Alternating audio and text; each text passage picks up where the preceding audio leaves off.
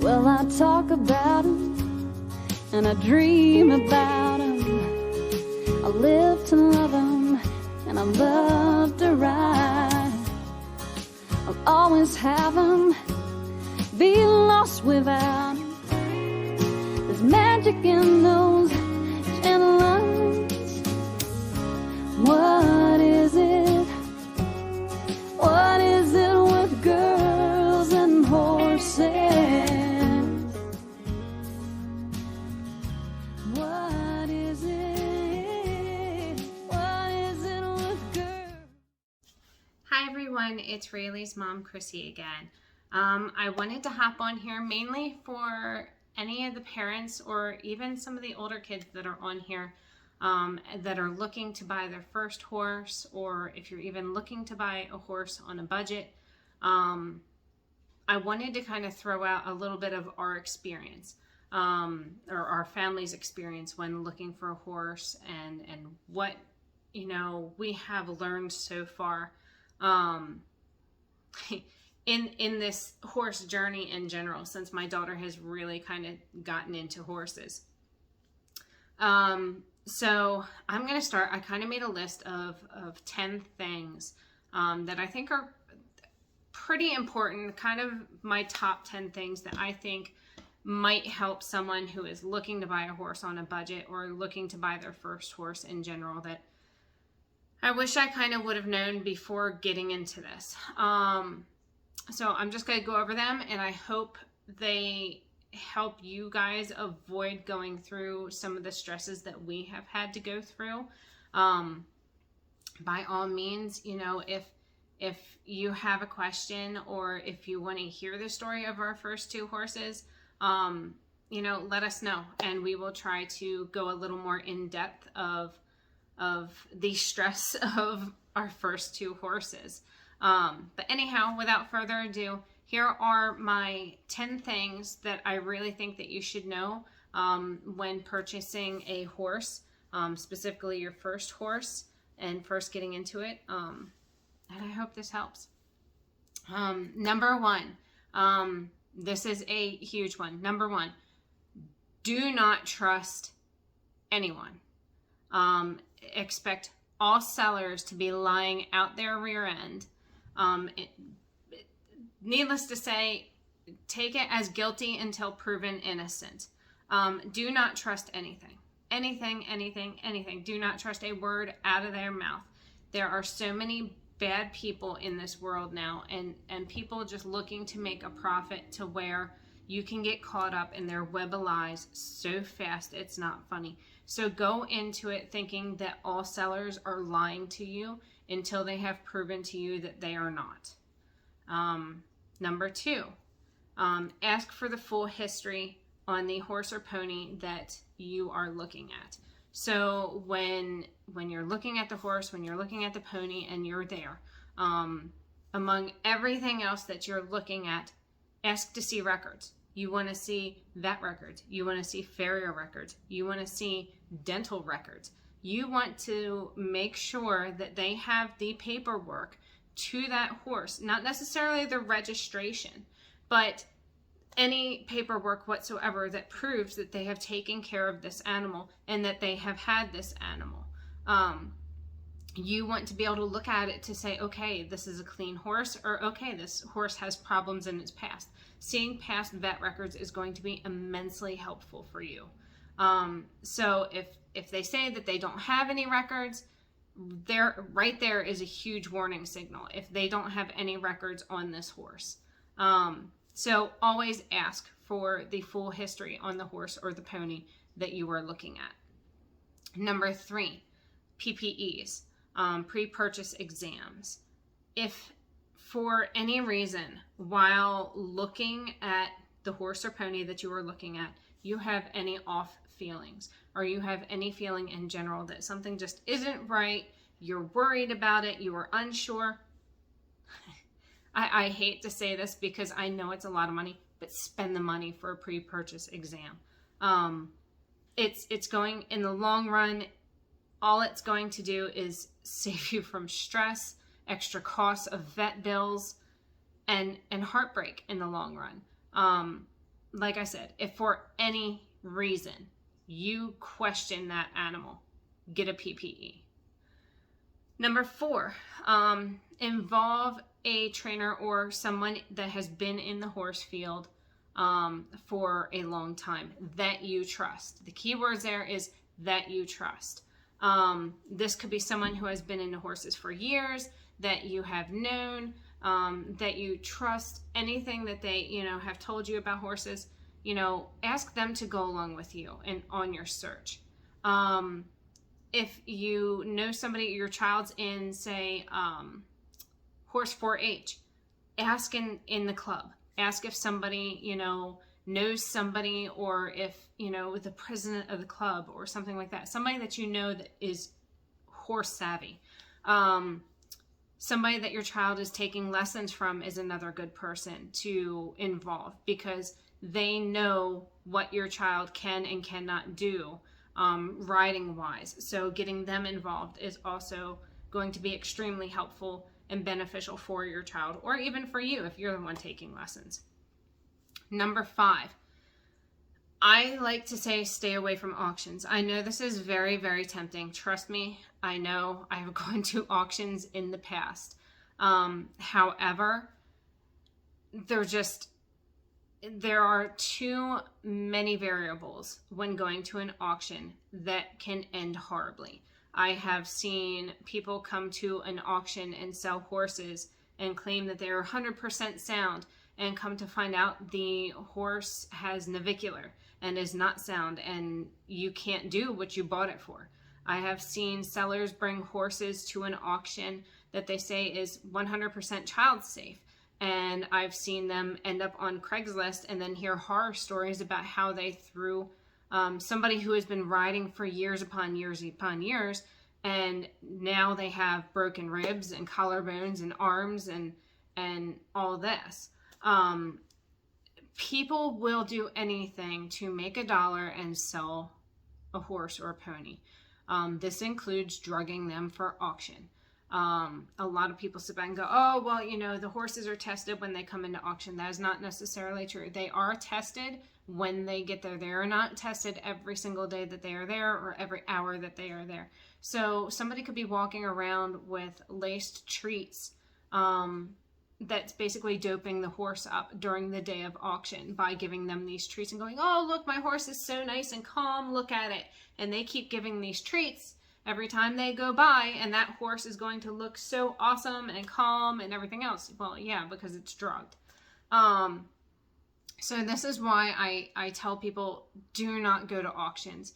If you absolutely have to go to an auction, once again, take somebody you trust in the horse world. Somebody that can, pinpoint and notice when a horse is drugged, or pinpoint and notice problems, things like that. Even your vet, ask your vet to go with you. That's always a good thing. Let's see. Number 6, rescues. If you are looking to rescue a horse, or you came across somebody and they say that they are a rescue and they just want to help save the horses from the kill pen, and they will do anything there is to make sure you get the right horse for you, run. This is what happened with our first horse, and I fell into the scam, and it was a year of learning experience that I do not wish upon anybody. So if you are contacted, or you do come across a rescue, do your research. Make sure it is a legitimate rescue. On top of that, when it comes to being a legitimate rescue, they will make you fill out the paperwork to make sure it's going to a good home. They will also turn around and say, look, if for any reason that this horse does not suit you or the rider, for instance, your child, we will take the horse back and we will find something that is suitable to your needs. If they do not offer this, they are not a legitimate rescue, and run. They are looking to make $1 off of you. It's that simple. Number 7, ask to see where the horse or pony stays. So if you are going to a private seller to look at a horse, when you get there, if that horse is already out and waiting for you, you want to ask where that horse stays. You want to see where that horse stays. So you want to see if that horse is just locked in a barn. You want to see if that horse is stuck out in the field 24/7. You want to see if that horse is used to stalls and field or being turned out. This comes into play with horse number 2. You do not want to end up getting a horse that has been stuck outside 24/7, and then you bring it into a barn and have it in a stall for 12 hours and turn it out 12 hours. Well, that 12 hours in the stall, that horse is going nuts because it has never been in a barn and been stalled like that before. So asking them where the horse stays, seeing the barn, seeing the stall, seeing the field, you're able to assess basically the quality of where they have been staying, if they've been taken care of, how it looks, as well as it's going to give you an idea of the background of that horse and whether or not it's going to be okay if you put it in a stall when you bring it back to your stable or barn, or if it's just going to be an outdoor horse that needs a run-in. Number 8, ask to come see the horse and try it out. If you go and you see the horse and you absolutely love the horse, ask and say, hey, look, I really love your horse.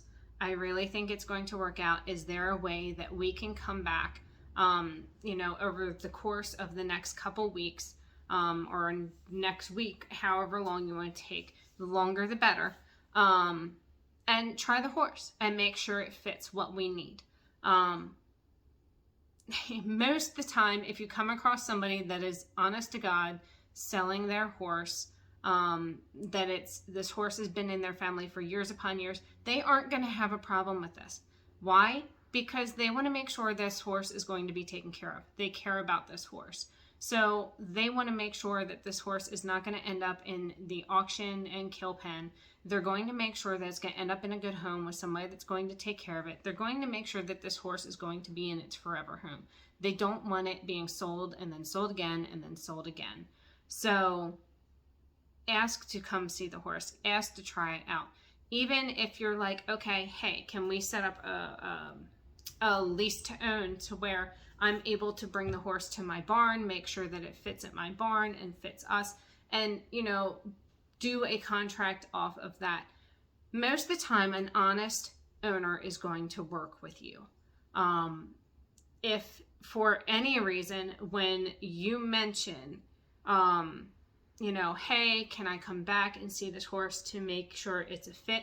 And the first words out of their mouth is, oh, well, I need a deposit to hold the horse. Just run. 3/4 of the time, this is going to be a dead giveaway that this person is a flipper. They are not honest people. They bought the horse from somebody else super cheap, or bought it from auction, or bought it from the kill pen, and they're looking to flip it to make $1. They do not know anything about this horse. They have not taken care of it. They really don't care about this horse whatsoever. They're just caring about how much money it's going to put in their pocket. So if they mention about, hey, I need a deposit, and that's the first words out of their mouth, then you know right away to run, because this is not an honest person. This is a way for them to make money. Number 9. Another thing I learned along the way. 30-day contracts mean nothing. You can do a 30-day contract with somebody and think that you are safe and think that you are covered. But I have learned that a 30-day contract means absolutely nothing to the dishonest person. Just because you have a contract in place does not mean that they are going to follow the contract that they signed, which in turn is only going to turn into a headache and stress for you, because then you have to worry about taking that person to court in order to either return the horse or get your money back, however you see it, when it comes to a contract. which, like I said, just turns into a legal battle for one, loss of money for you, at least until the hearing is over, and a ton of stress, which you just don't want. And last but not least, number 10.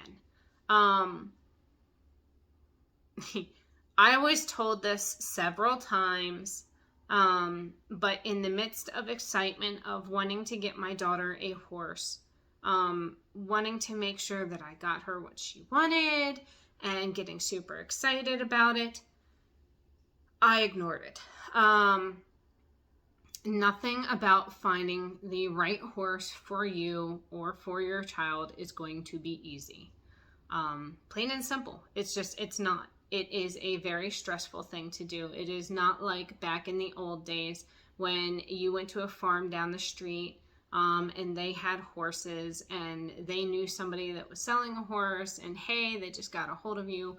Or, you went to a couple shows when you were, taking lessons and found that somebody was selling their horse. It's not like that anymore, especially in the state of Pennsylvania. We are so saturated with people who are dishonest, flip horses, call themselves rescues. It's not funny. So everything that I mentioned previous to this is to help you avoid going through the stress that we personally did. Take your time. Take your time, take your time, take your time. Do not rush into buying a horse. Make sure that horse is the perfect horse that you need. I understand if you are purchasing a horse on a budget that you have so much to work with, but try to build up as much as you can. Right now, the horse market is so high, it's not funny. I will fully admit that. Horses are very, very expensive right now. But the right horse might be a little more than your budget. And that just means you have to save a little bit more, which once again comes into play with take your time. If you're taking your time and you're saving your money, you will have enough money eventually to buy that horse. In the meantime, you have so many owners out there, if you're able to do this, that will free lease a horse or that will do a care lease. And these are people that care about their animals. So that right there eliminates a lot of the problems when, you're rushing into buying a horse. This way, it's a horse that's been taken care of. They're going to keep tabs on it. It's an option. But like I said, take your time. Do research. Search for the breed of horse, the personality that you're looking for. Talk to people that have shown, talk to people in 4-H, talk to, horse clubs, do research. And by all means, trust no seller. If somebody is looking to sell their horse, don't trust them. Don't trust them without proof. And that's about it. So hopefully, I really hope that those 10 things helps someone or helps you not have to go through the stress that we did when searching for horses for Rayleigh. And I can only hope that really does, help along the way. I know I've taken up way too much of your time. I've already taken up almost 20 minutes, but I really do hope that this helps you. And I just wanted to really get it out to try to help others. All right. Thank you. Bye.